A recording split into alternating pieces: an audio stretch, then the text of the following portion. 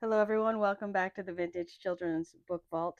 I wanted to talk about probably the number one known children's book from the past, The Wizard of Oz by L. Frank Baum. And I'm not sure if there's a person out there that hasn't heard of this story. I picked this up sort of by accident. It wasn't this book specifically that I started reading. It was more of a picture book of Wizard of Oz I started reading to my daughter that we got out from the library, and she was hooked by it. Absolutely loved it. So we read the whole story of the Wizard of Oz. Went and got the novel, and you probably know that there is the Wizard of Oz. But what I certainly didn't know was that L. Frank Baum wrote 14 full books of this series, which you can get in full. And so instead of reading one story, we ended up reading all of these in a row. Um, we went from one story to the next, and we couldn't have been more thrilled. I was completely sucked into this story. My daughter kept asking for more and more um, whenever I'd stop reading, and I just am completely delighted by this entire series for a number of reasons. But um, one, the Wizard of Oz itself was interesting to see the difference because when I was growing up, I saw the movie, of course. So there are differences in the book that you are quick to see, and the book itself, the first one. So I'll just pull back this one here, Wizard of Oz, right? So the first one itself, uh, what is a little bit interesting about it is there are differences where it between the book and the movie, but where the movie also ends, the book keeps going. And I do have to say, as I was reading it, I it felt too long. But at the same time, being that this book was written in 1900, some things stand out. One is that you have female protagonist who is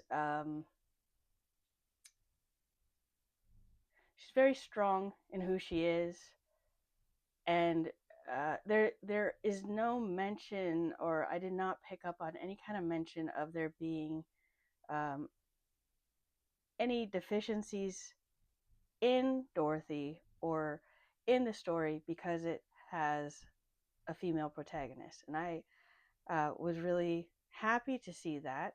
Um, I wasn't sure by reading the original if that would if some misogyny would come out, but there's more to say about that in a minute. But with the Wizard of Oz, uh, she's a very strong character. Of course, the we know the witches are strong characters, and then you have Glinda. And Oz ends up being a story that is completely centered around or led by women, strong women, whether they're good or bad, but they play a prominent role. And that was really interesting. And then also, even though it's written in 1900, the language and the storytelling sound like they're from today. So uh, that was really different to me as well. So there'll be a few words here and there where it you're having reading a book from the past, but it's not like you're reading Dickens or Steinbeck or something like that where you're just it's more of a slog to get through. It is completely accessible. It is written for children or for children at least to be part of that audience and for them to be entertained. And so absolutely loved reading The Wizard of Oz. And then once I finished it and we discovered, holy moly, there are the author went on to write 14 books total in this series, like full novels. He wrote some other short stories related to this, but 14 stories total, 14 novels total. When I finished the first one, I knew I had heard of the second one, so but that was from when I was a kid. It was in the 80s. It was a Disney movie, and I remember at the time I did not like it, and it felt off. It felt dark, and I resisted it. And my daughter asked me to read, please read the second story, the second novel in the series, and so I started it, and a big shock comes up that Dorothy is not even in that book. But we are in Oz, and we're introduced to a whole new batch of characters who is just as interesting. The storytelling, I think, was actually stronger than the first book. And as we go from books 1 to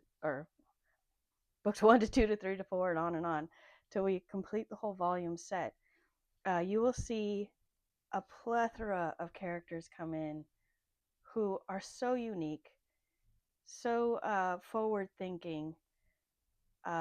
Again, women stay, or female characters stay strong, and um, it's not like an empty.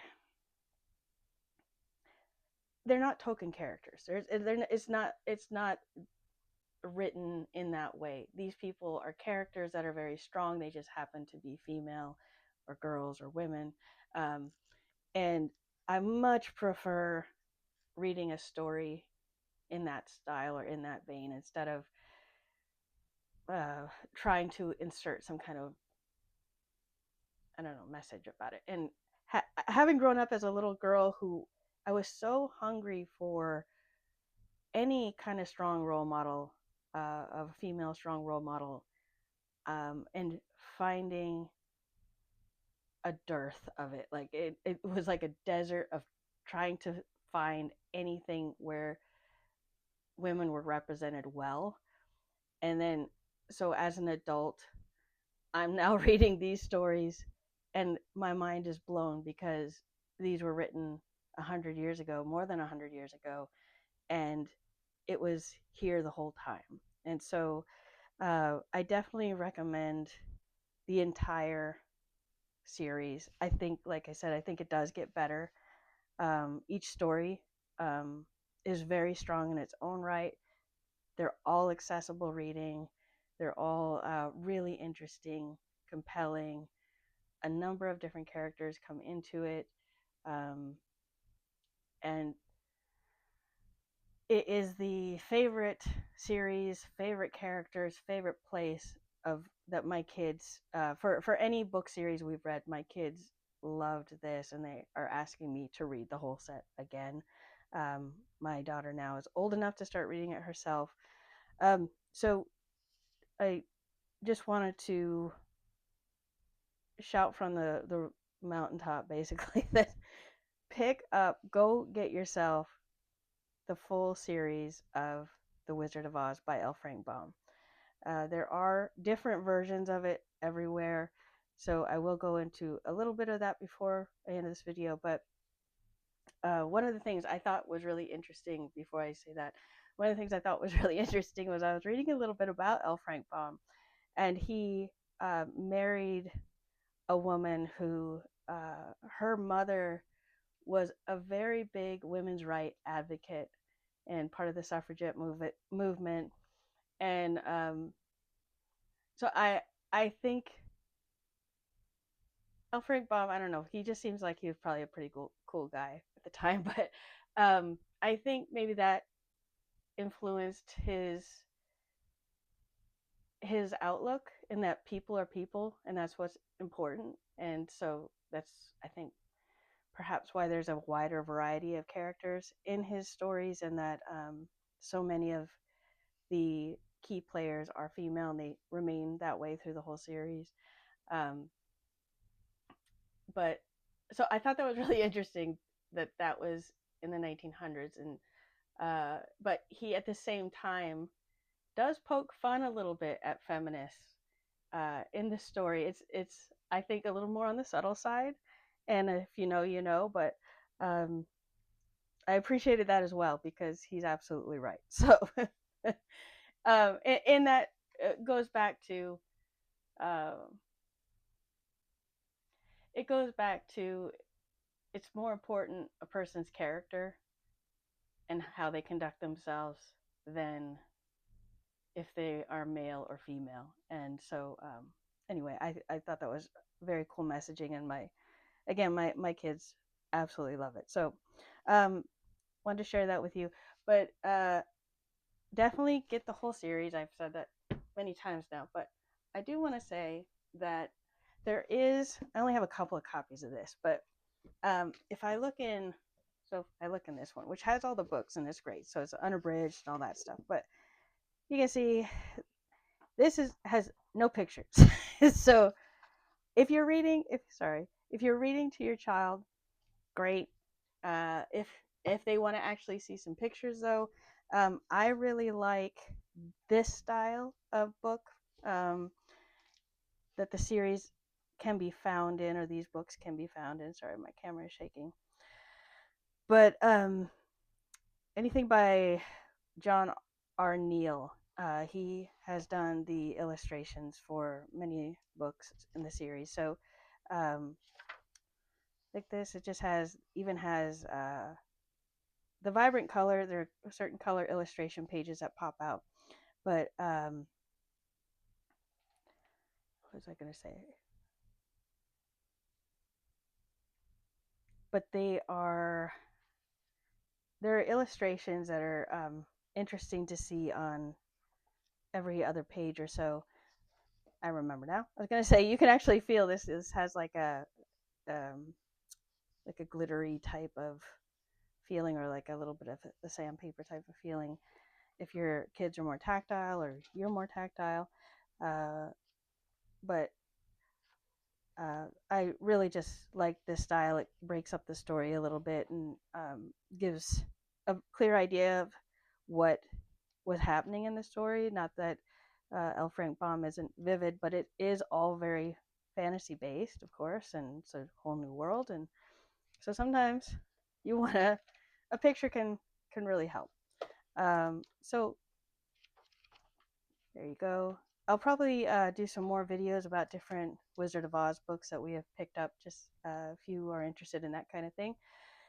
But yeah, so Wizard of Oz, 10 out of 10. If I could give it more stars, I would. Love the whole entire series. After the L. Frank Baum books, by the way, the series was continued. It was picked up by other authors, including uh, John R. Neal. He wrote a couple of other books in the series, and I think it went up to about 40 books total. And I have not read beyond that. I've just stuck to L. Frank Baum, but it's like nearly perfect, or basically perfect to me. I just loved them. So did my kids. So strong endorsement. Pursue Wizard of Oz if you think you know the story. You don't. Uh, and if you are reading the first Wizard of Oz and you're just wondering when is it going to end, or this, it just gets, there's a part, like I said, there's a part where it feels like there should have been a natural ending. I don't know, again, if that's biased from how I was approaching it, but getting the movie side of things first.